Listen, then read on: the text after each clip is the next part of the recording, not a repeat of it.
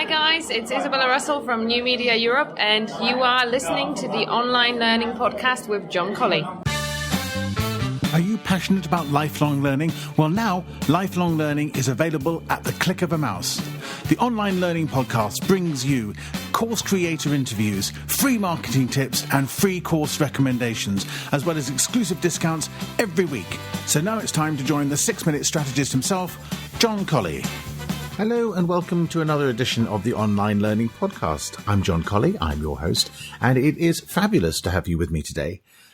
Today's guest is an Olympic oarsman who won a gold medal in the British rowing 8 in the Sydney Olympics, a chap called Ben Hunt Davis. And I brought him on because I really want him to share his story with you, which is really fascinating. But I just thought, before we start, I'd give you a little update on what my week's been like, because there's been some quite interesting stuff going on. One of the things I'm finding more and more, and I put this down to my Udemy courses and the podcast, is I'm getting asked to speak. I got booked, as you know, because of the little bonus edition which came out earlier this week for New Media Europe 2016 in London in June. But I've also been asked now by a number of other people to come on and speak at their events and their workshops, which I'm going to be excited about. So I'm going to be on an expert panel with Lucy Hall at Social Day, which you can find at socialday.co.uk. And that's coming up in March 23rd, I think, and that'll be in London. And then there are a number of other events too, and it's really beginning to snowball. So I'm very excited about that. I was lucky enough to get shown a course from my good friend, Professor Kristin Palana, who was on episode 121 of the podcast. And she's got a new course out all about maximizing your sidebars on your blog. Now, if like me, you use your blog to be your home on the web, which helps you to promote your content and your courses and everything, then if you smarten up the way you actually lay out your blog and the pages, then your conversions can go up quite considerably. So I've moved my right-hand sidebar to the left-hand side because she says the research has shown that that's much more effective. And I wanted to share that with you because you might like to go and check out the course. I'll put a link in the show notes to Kristin's course, and she's very kindly offering it with a $10 coupon to anybody listening to the podcast, and you can reach out and get that on OLP10, and I'll make sure there's a link to that in the show notes. Another clever trick from Kristin, which is what alerted me to her course, is this title generator, which enables you to optimize your titles. Now, there's a trade-off on titles between SEO, where you want to get your keywords in, but also communicating the benefits of your course. And this generator helps you to do that. So yesterday I went through all my course titles and it scores them out of 100. And my average score when I started was 49, and I've got my score up to over 70. So that was an exercise well worth doing. And I'll make sure there's a link to that particular tool, which is completely free, in the show notes as well. The last thing to tell you about is that I have a special offer for you, completely free. In the second half, you'll find it after the interview. I did a workshop in December, which I've now got the video for my expert equation program. And the workshop takes you through all the stages of creating courses. It's an 80-minute video, if you can bear to watch me for that long, and it's completely free. And I've set it up on my Thinkific site, so you can just go along to that, sign in, and you can get that video totally free. And hopefully you'll get some good advice from it as well. So I'll put all the details to that after the interview. So now it's time to introduce Ben Hunt Davis to you. Ben has got a consultancy called Will It Make the Boat Go Faster? And this is the whole ethos behind his approach. And he shares the story of how he and the crew won their gold medal completely unexpectedly at the Sydney Olympics. And I just find his whole keynote, which I've heard several times, so inspiring. I really wanted to get Ben onto the podcast so he could share it with you. So it's my great pleasure to welcome, without any further hesitation, Ben Hunt Davis, MBE, to the Online Learning Podcast.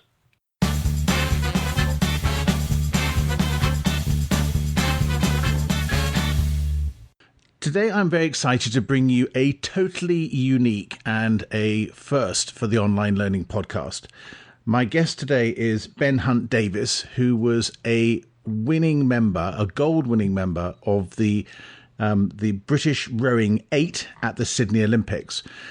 He has now got a fantastic consultancy business called Will It Make the Boat Go Faster? And I've heard Ben speak a couple of times now, and he's always blown my socks off with the story he has to tell. And I'm delighted to say he's agreed to come onto the podcast and share that experience with everybody who's listening. So, Ben, a very warm welcome to the Online Learning Podcast. Thank you very much. It is great to be invited. Thank you very much, John. Well, you're definitely my first Olympian, and you're certainly my first gold medalist, so I'm feeling very honoured and very excited. Perhaps you just start off by giving, introducing yourself. Do mention a little bit about what you're doing now, but perhaps give a little bit of the backstory to how you found yourself, in a crew, which I think it's fair to say had never really done very much. Over a series of events back in the mid-90s or the late 90s, and you had your target set on the Sydney Olympics. So do introduce yourself. As John said, my business is called Will It Make the Boat Go Faster? It's a nice, snappy title for business. And that really relates back to the critical question I asked in the last couple of years I was in the rowing team, because we had a very, very simple focus around will it make the boat go faster? To give you some background, I was in the team for 9 years, competed at 6 World Championships and 3 Olympic Games. And the first 7 years I did consistently badly, coming last in finals or not making finals. And we really had an epiphany really at the World Championships in 1998, where we again failed to make the final, and we finally figured out that we needed to do things differently. And the goal remained the same of wanting to win, but the approach changed dramatically, and we started to challenge everything we could in a fairly kind of ruthless way, really, looking at every single thing we did and how we did it, and trying to work out whether it would actually make the boat go faster. And we went through this 2-year change journey, and it was a journey. It happened slowly, and it happened over time, and it happened through continually working on things, where we changed from being a 7th placed crew to a crew that was capable of winning. Extremely, extremely exciting. So, what was the start of that process? I mean, how do you get? And I rowed 8s as well, although at university college level, not anything beyond that. And I know when you've got 8 guys in the crew, you've got your cocks, you've got your coach. How do you turn that boat around, if you don't mind the deliberate pun? Yeah. So we had some pretty difficult conversations where we discussed what the goal was. We were all in it because we wanted to win, and how what we had been doing, despite the other who had been on the same program, because we were doing the same program as the rest of the British rowing team, and we had 2 guys called Redgrave and Pinsent who were in the team who, in the 7 years I lost everything, they won everything. 2 Olympic gold medals in that time, 5 World Championship titles. I mean, in all, Redgrave's got 5 Olympic gold medals and Pinsent's got 4. And so what we did, or what they did, clearly worked. And we had to agree that what we had been doing didn't work for us. It might work for them, but it didn't work for us. And we had some pretty difficult conversations around the goal. So, we said we wanted to win. We said that was the goal, but were we actually doing everything in our control to take us in that direction, or were we getting sidetracked by all sorts of different things? Were we just doing what was in front of us, just doing what other people were doing? In the heat of the moment, were we responding to each other, reacting to certain circumstances in a way that wouldn't take us in the direction we wanted to go? Did it become, in the heat of the moment, more important to have a go at somebody else in the boat, or to respond in a way that would actually help us go faster? And we had some really difficult, painful conversations around that, and saying, so how important is this goal? Is it really the most important thing? And then how do we need to operate if it is the most important thing? If that's what we want to achieve, how do we need to operate? What sort of rules do we need to put in place for how we're going to work together? And we pretty quickly worked out that building a successful culture was going to be the most important thing. If we had a culture where we could learn, where we could challenge, where we could develop, where we could make mistakes, we would then have a chance of changing and improving and going faster. So we had to get the basics right, and then the answers to some of the questions would follow later. Right, and I mean, one might have been tempted to say, apart from the fact that Redgrave and Pinsent were the outstanding, oarsmen of their generation, certainly in British terms, if you've got an 8, and I know from experience that particularly having watched the Oxbridge cruise and when I was at Cambridge, seeing the revolving door that was the selection process for the 8, that the fact that you probably didn't have a settled, you probably had a squad, I don't know, or you had people coming in and out the boat, and also Redgrave and Pinsent rowed. They rowed in the 4s, didn't they? Or did they? Maybe Redgrave might have had a gold medals in the pairs. I don't recall. But is the training mechanics for a pair or a 4 different to an 8? So could it have been the fact that you had different people in the boat, and could it have been just the mechanics of the different type of boat that you were rowing? Yes, to all of the above. So they were rowing in a 2-man boat or a 4-man boat. We were trying to row in an 8. They were physically far superior to us, and we had no fixed crew. We had trials every 3 to 5 weeks, and depending on how fast you went in the trial, determined on whether you got in the boat or not. The 4 that Redgrave was in 97, 8, 9, and 2000, they were effectively fixed. They kept winning, so there was no reselection going on. Whereas with us, every trial we did was open, and whoever went fast got in the 8. So we had to build a squad system where those just trialing to get into the 8 could operate in a certain way, and we had to try and get to the point where the 8 winning was more important than me winning. Because if it was just all of us as individuals fighting our corner, then the 8 would not win. Therefore, we would all lose. Yeah. Okay. But again, if you and again, I'm going back to points that I've heard you speak about. The 8's race was always regarded, I hope I'm right in saying, as the blue ribbon event at the Olympics for the rowing, and it seemed that a lot of the other international crews put their best people in the 8. Clearly, yeah, Redgrave and Pinsent, who were, I mean, and I have huge admiration for them. Absolutely outstanding. Were much more effective either in a pair or in a 4. And you seem to be at the end of the food chain in terms of the British rowing setup, as opposed to the other way around for some of the other crews you're up against. Yeah. So for the likes of a lot of the crew, a lot of the big countries. I mean, the Germans, the Americans, they only considered doing the 8 because that is the biggest, fastest boat. It's the blue ribbon event, so all of their best people went in there. Whereas the British head coach, his view was, we don't have 8 people capable of winning, therefore we have 2 people or 4 people capable of winning, therefore they'll go in a 2 or a 4. So yes, we were the bottom of the food chain in Britain and up against the best from other countries. And you can look at that in a number of different ways. You can look at it thinking, well, we haven't got a hope in hell. We chose to look at it slightly differently. We thought that to win in a 2-man boat, both people have got to be absolutely outstanding, because when you kind of got 1 + 1, it's only going to come to 2 or 2 and a little bit. Whereas if you've got 9 people in a boat, there are so many variables. You can add up the numbers differently. You can, through a team effort, you can come up with something greater than you should be able to.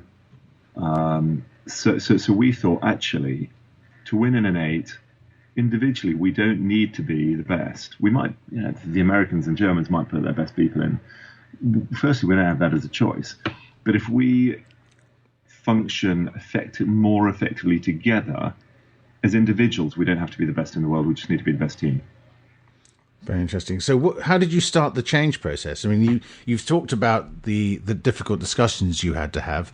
I mean, where do you start with a process like that? Because it must be a bit like, either throwing darts through a dartboard or searching for the black cat in the dark room, that isn't there type scenario. So there are, there are different things that go into kind of making boat speed. You've got physical strength and fitness. You have your technical ability, kind of technically how you row. You have tactics. You have equipment, and you have mindset. And so there are all of those things that we were going to have to work on and improve. But the thing that would determine how much we could improve on all of them would really be the mindset. And so I said we started looking at the culture. What sort of setup do we need to have so that technically we could learn, so that physically we could learn, so that tactically we could learn? And so we started with the mindset set part again. What environment do we need to build? What culture do we need to have where we can do the things that we need to do? And if we have a learning culture where the goal is most important, where we know that it can only be delivered by the team, then we will start to find different ways of training along those lines. We'll start to look technically at how we should be doing that. Whereas if you just start looking at the physicality, but you're not willing to challenge, then you're probably going to end up doing something pretty similar to you've done before. And you have presumably in an 8 of at elite standard, which is what you've been operating at continually, you must have had some very different and difficult personalities, because some of these people must have thought, I'm sure some people were very pragmatic, but other people must have been, from a personality perspective, probably more difficult to accept criticism. That's just the nature of people. So how do you deal with the personalities to get that message across? So we did have all sorts of different personality types, and if you think about any of the profiling tools, you can kind of map all of us into different areas. Like we had a good old spread of different personality types, but on top of that, we were also all incredibly competitive, and we were to sit on the start line of an Olympic final thinking you can win. You need a pretty massive ego. We were bloody-minded, obstinate, difficult, stubborn, and those can be good qualities at times, but actually when it comes to reaching agreements and planning a way forward, they're not necessarily that helpful. So when you're racing somebody, ego might be useful, but actually when you're trying to plan and develop and train, ego is not useful. And so we were all in it together, and we had to feel our way through it, and we had to be willing to, being right, is that more important than being fast? And I don't know how many times we had that conversation when somebody would be getting all difficult and bloody-minded and digging their heels in, and we had to keep coming back to what is the point of this conversation? Is it so that you can prove us all wrong today, or is it so that we can win at the Olympic Games? And so that was all part of the setting up of the culture. And yeah, it was difficult. We were a difficult group of people, but we could either continue to work on it or we could lose. Now, you talked about, and when I heard you speak last week, you talked about the training culture that you developed and the conversations you'd have at the end of training sessions, which I think was a very, very interesting evolution of this thought process. Can you just talk about, if you did a training session, what you would then do to evaluate it afterwards? So we evaluated every training session, and we planned before every training session that the temptation is, what's on the training program. You know that the next session is 20 kilometers on the rowing machine, so you just sit down and you grind out 20 kilometres on the rowing machine without thinking much because it's just boring as hell. Or beforehand you go, specifically, what do we want to get out of this? Now physically we know that through doing the 20 kilometre session we'll improve a bit of fitness and strength, but technically what are we trying to achieve? As a team, what are we trying to achieve? What are the key things we need to work on doing this? And then at the end of every session we'd review how we got on. What was good about what we did, what didn't work so well, what can we learn from to make sure that the next session we do is better. And that might be around the way we're communicating with each other, it might be how we are moving our hands, it might be about a whole number of different things that we'd be working on in order to make sure that each session we did, we had a chance of improving to make sure the next session, the next day was better. So reviewing and giving feedback on the shape of your forced time curve, how you communicated with somebody else in the group, the mood you took into a session, all of that was going to impact how fast you went. And when you had these conversations, did you how did you capture the information? Did you just have a nice chat and a conversation and they all went away, or was there some format for documenting this and actually building up a record of things you could then look back and learn and measure from? Because my experience, what you measure moves and what you don't measure doesn't happen. So we did it in various different ways. So we measured as much stuff as we could. In the gym, it's pretty easy to measure stuff. On a rowing machine, it's pretty easy to measure stuff. Relationships are much harder to measure. Rhythm, and rowing comes down to rhythm in the boat, is pretty hard to measure. So, it's a scale of 1 to 10. And if you were saying, I thought it was a 3, and I'm saying, I thought it was an 8, then you go, okay, well, that's interesting. What's the difference? How do we figure this one out? Relationships. Yeah, a 1 to 10. How do we think we're doing? And we knew that nothing would ever get a 10 because that means, in order to have a 10, it's got to be perfect, and we weren't going to get there. So, and we were pretty harsh with our scores, but we all had a kind of common measure. At the end of some review sessions, we just discussed it, and then we went off. At the end of kind of the bigger review sessions we had, we would absolutely write stuff down.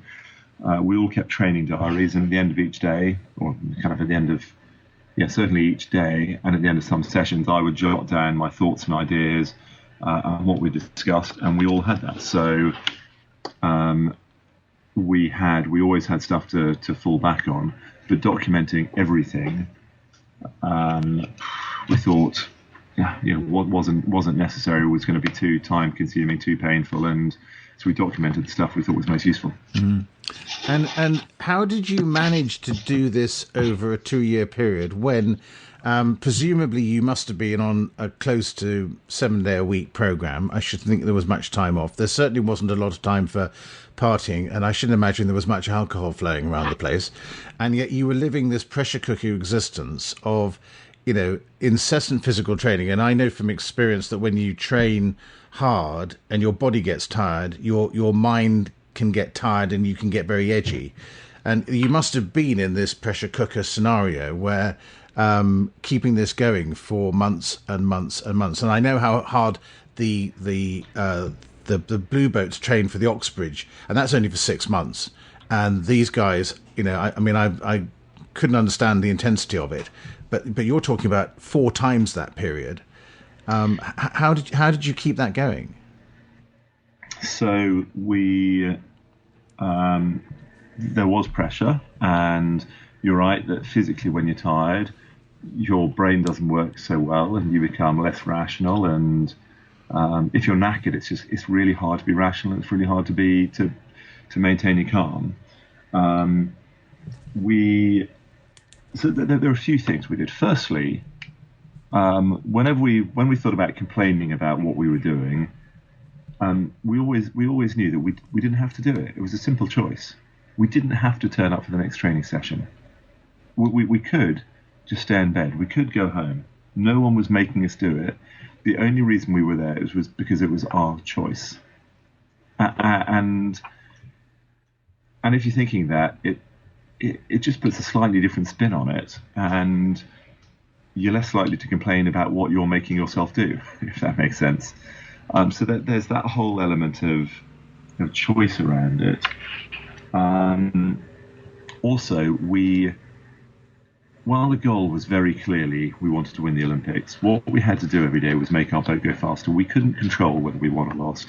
And we focused as much as we possibly could on the stuff that we could control.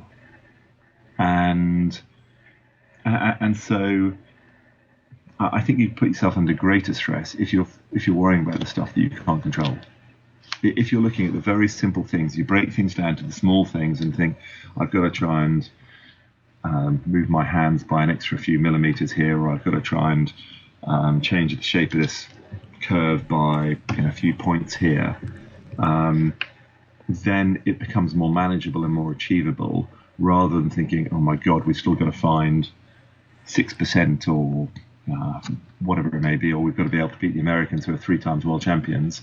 Let's not worry about that. Let's just be as good as we can possibly be. So through that, we tried to bring more control over it. We had to make it enjoyable because, well, if you're not enjoying it, what's the point of it, really? So we did have to have fun in the process, and we had each other the whole time. We when I was really struggling, when I was pissed off, when I was fed up and stressed out, I had other people around me, whether they be guys in the boat, the support team, or my partner, or other people there trying to help us get through it. We couldn't. Well, I sure as hell couldn't do it by myself. But having a whole load of support to help us get through, because it was hard. It was hard. It was stressful. And you can do all sorts of stuff to try and make it less stressful, but it's still hard. So having support from other people is critical. Were you allowed to throw the cocks in the river on a regular basis? That always made me feel better. We might have thrown him in occasionally, and we might have thrown other people in occasionally too. For people who've never rowed before, a really good cox is somebody who has got an awful lot of attitude and is normally about 5 stone in weight if you're lucky. And basically, lords it over, all these immensely powerful oarsmen rowing in the boat, and they can be really irritating people from time to time. And giving them a good dunking in the river was always quite a good way to get over that frustration. So let's take a measure of where you were in '98. So you'd failed to qualify for the World Championships final, and how far were you behind in time or distance to the winning crew then? We were outside the final. We were about 7% away from the gold medal, which is a lot. Yeah. There was probably, I think there was 0.3% between gold and silver, and we were 7% behind. Right, so if you take a multiple of that, then you were, that was like a 20 times improvement. Yeah, we had to do a lot. Yeah. Okay, and so when did you start to get a sense that what you were doing was beginning to pay off? How did the progression leading up now to the Olympics, how did that start to show results? So one of the things we're pretty strict about doing was looking for the evidence to show that we could win. And by starting reviewing every session by talking about what worked well, we started to gather evidence. We made sure we were conscious and aware of the things that were good, that were working. So we were constantly looking for that rather than just being surprised when we got a good result. So in some of the trials and testing that we did through the winter, we got some all right results. And then the first regatta we did was in May in Belgium, and we had gone into it just having spent the winter working on this rhythm that you have to maintain through the middle of the race.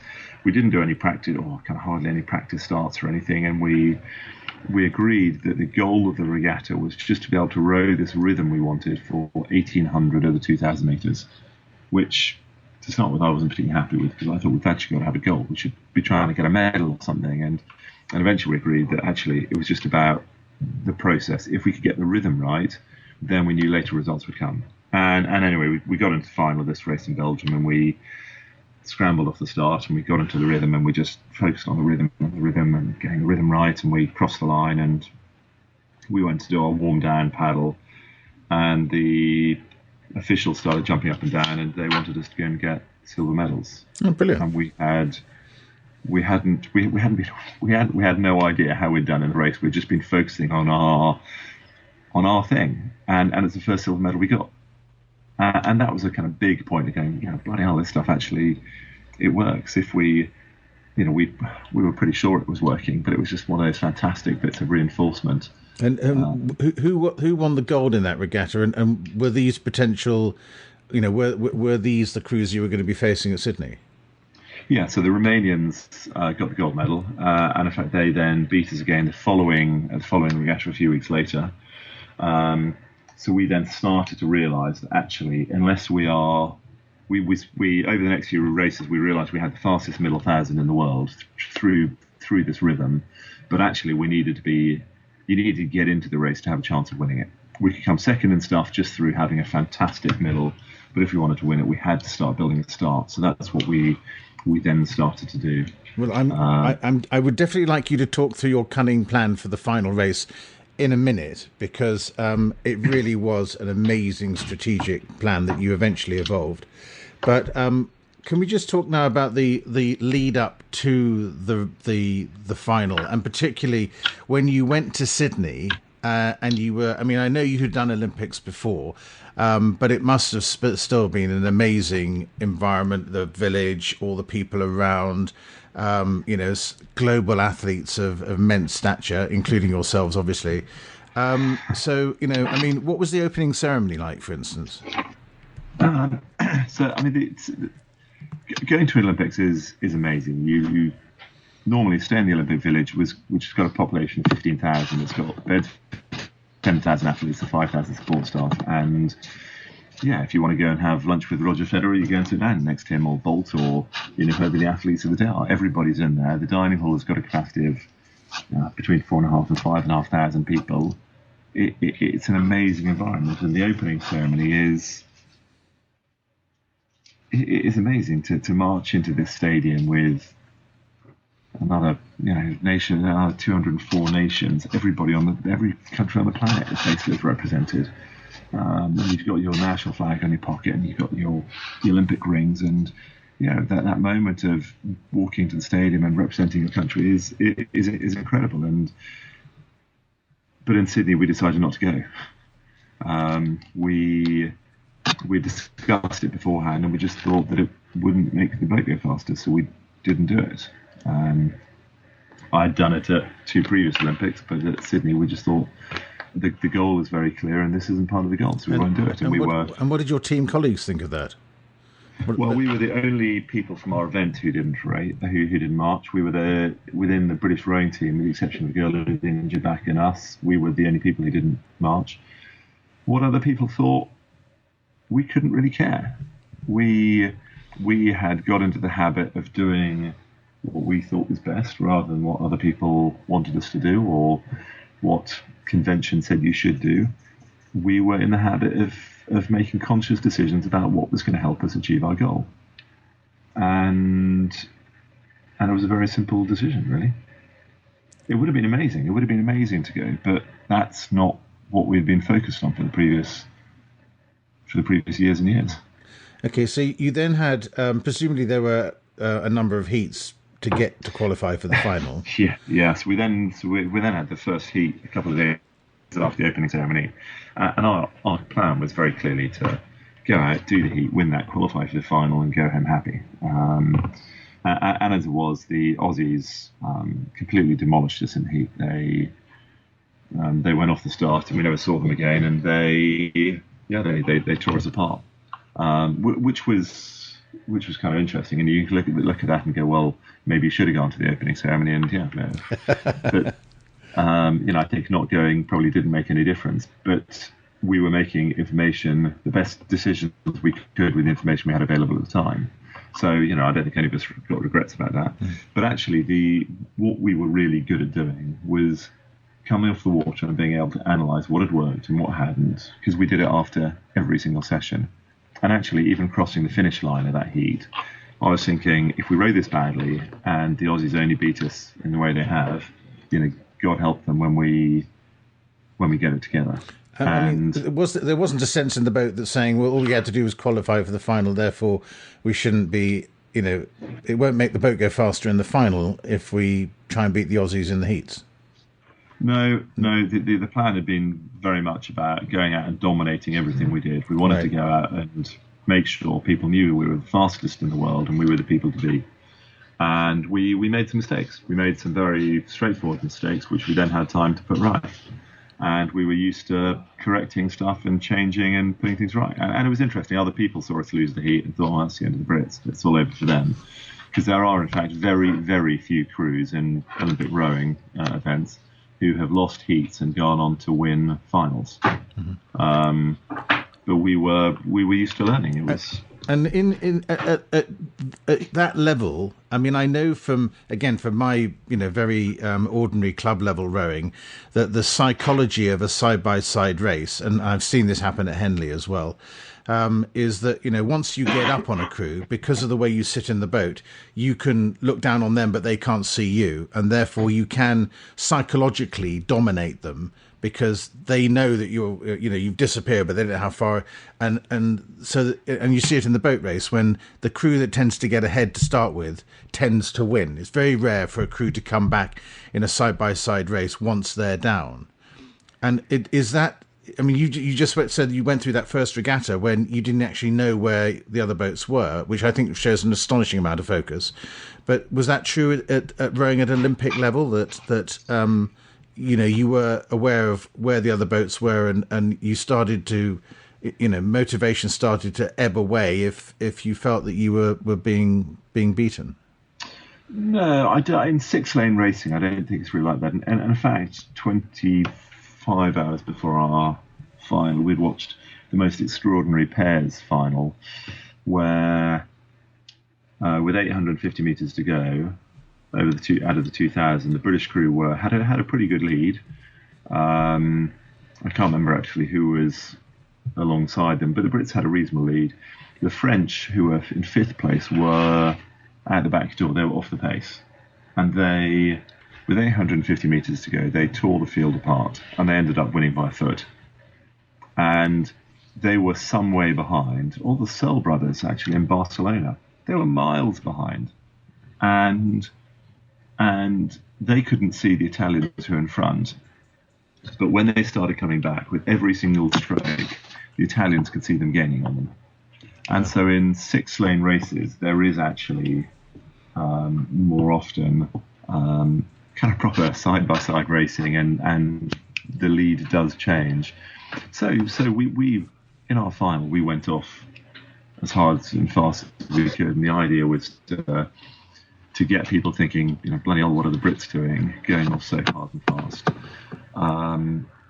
And we went for a kind of pretty high risk plan. Yes, I want to talk about your cunning plan, because you trained for 2 years, and you've said that there's a lot of tactics and strategy involved in the race.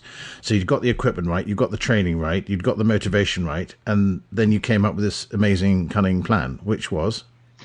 Yeah, so we came up with this plan the day before, which was to do the first 500 as hard as we can, the second one even harder, and the third one harder than that, and then hang on for death in the last 500. And it sounds ridiculous, because there's a golden rule in sport: don't change your plan the day of the big game.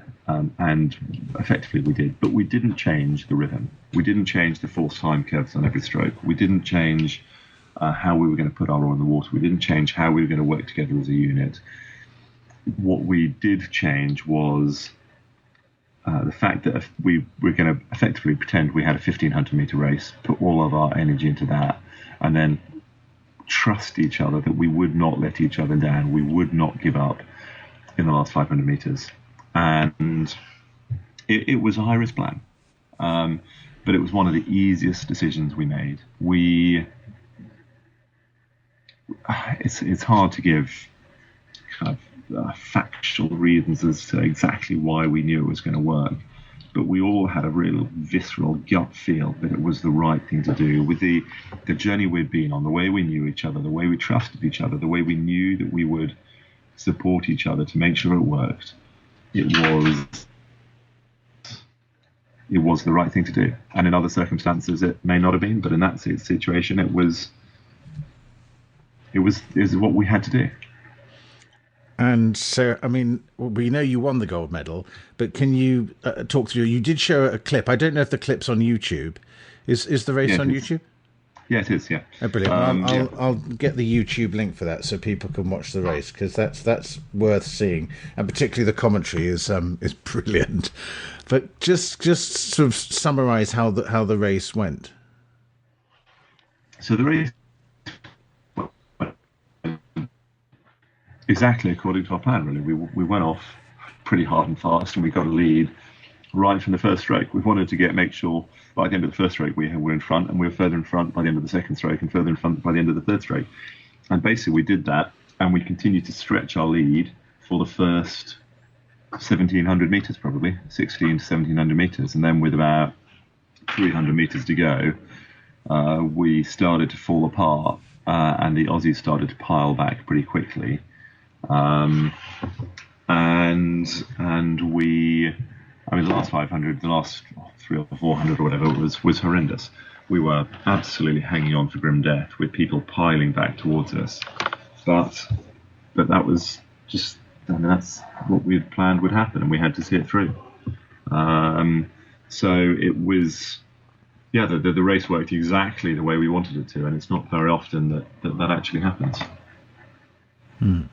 And I suppose nobody was more surprised than the Australians, which must be very satisfying. The Australians were devastated, absolutely devastated. And yeah, it was a home Olympics for them. It was for the Australian rowing team, it was the last chance to get a gold medal. They thought they were going to get 5 gold medals in the rowing, and they came away with none. And they were devastated. As I think I would have been if I had come second. And I mean, you told an interesting story. I'm going back a bit in the timeline, but to make the point of being or watching a medal ceremony when an English crew, a British crew, were picking up bronzes and were thrilled and jumping up and down, and the gold, a number of the members of the gold medal winning crew received their medals sitting down because they physically couldn't stand up. Yeah. And we promised each other the night before the final that if we could stand up to get a silver, we would never ever speak to each other again. That's just it's never what we had been interested in. We were just, the goal was to win, and we had to win. And if we were all kind of sitting or lying on the medal pontoon, unable to stand up because we had given everything we had to give, then we would be satisfied with a silver. But otherwise, we would not be satisfied. And how many of you were able to stand, or did you manage to stand? We were all standing. Yes, I'm sure the adrenaline must have kicked in by that point. Yeah. So, I mean, apart from, perhaps we should get you to be running the England rugby team. How do you translate? Because this is really the purpose of your message. How do you translate this experience into advice for people and advice for businesses? So there are some very, very simple principles that we tried to follow whilst rowing that I have seen. I've been working with different organisations for the last 14 years. I've been involved in elite sport kind of in an ongoing way. And the principles seem to hold true in every situation I've experienced. And the first one is about focusing on what's important. And I think in companies, so often people aren't that clear about what they're trying to do. And the bigger the organisation, the more complex, and the more people use complexity as an excuse for lack of clarity. They go, but things are really hard here. But if you want to be successful, people need to have clarity about what it is they're trying to do, and then they've got to have the ability to do the stuff that'll actually take them in that direction. In some organisations, people have clarity, but they still spend their time doing what's in front of them rather than stuff that is actually making a difference. So focusing on being clear on what's important and then doing the stuff that'll take you in that direction. That's the first principle, I'd say. The next principle about, I spoke about us reviewing how we were doing and constantly trying to learn. Really focusing on how we're performing. What are the things we're doing that are, what are the things we need to do that will actually make a difference, and how much better can we do them? Rather than in so many companies, people have meetings day in, day out, and people probably behave in a similar way at the first meeting of the month as they do in the last meeting of the month. And I wonder how much they've learned and changed over that period of time. I think very often, not very much, rather than trying to get 1% or 2% better. If with all the different things we do, we can get 1 or 2% better, it adds up and we will be more effective. And so focusing on performance, what are the small little things you do that have an impact that you can change by small margins as you go forward, so you end up at the end of each month better than you were at the beginning of the month. That's the second principle. And the third principle is about working with other people. I think it can be pretty hard to work with other people because you've got to give up. I've got to give up some of my time to support you, and I've got to change the way I approach things to work with him, and I've got to do things slightly differently to fit in with her, and it's kind of hard, but it enables us to do more. And there's got to be a really good reason to work together. And then the first two principles are very simple and straightforward, but they take a lot of discipline, and they're actually quite hard to do. And there are lots of tools that we use that underline them, but we can't go into now. But the thing about working with other people is you've got other people to help you and support you do the stuff you should do. And I think that's critical. So I think the theories, the principles behind what we did are very sound and solid. And they're easy to talk about, harder to do, which is why you need other people to help you, I think. Brilliant. Yeah. No, I always enjoy hearing you go through this, because I always walk away scratching my head and thinking, gosh, there's so much to learn. And being a passionate lifelong learner, and that whole process is all about doing things better today than you did them yesterday, and even better tomorrow. So, Ben, where can people find out more about you and your wonderfully named Will It Make the Boat Go Faster consultancy business? So my website is it's a very short URL, willitmaketheboatgofaster.com. You'll only have to type it in once. And there's all sorts of information about kind of what we do, about our principles, and actually also I've got a book by the same title, which you can find on Amazon, and the book is half story and half analysis or theory, if you like. So with each chapter, whether it be around beliefs, motivation, bounce back ability, teams, being process driven, there's a chunk of story about what we were trying to do whilst rowing, and then a chunk about how do you actually do something with this in the world that you live in. I'll make sure there are links to those in the show notes. Thank you very much. So people can go and find it. Ben, I really appreciate you sharing your story again, which I never tire of listening to, and I'm really grateful for your time, because I know you're incredibly busy. It only leaves me to say thank you for being a quite outstanding and totally unique guest on the Online Learning Podcast. Well, it's an absolute pleasure. Thank you very, very much for inviting me.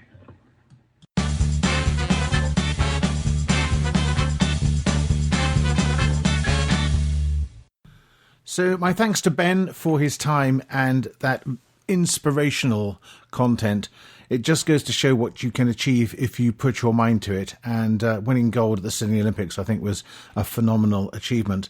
I'll make sure there's links to his website and to his book in the show notes. And you can find all the show notes on my website at jbdcolley.com/OLP127. And you'll be able to go and listen to the episode there as well, if you ever want to get back to it. Now, I promised you a special bonus this episode, and I've got it right here for you. Get my Expert Equation workshop video free today. Are you looking to make money with online courses?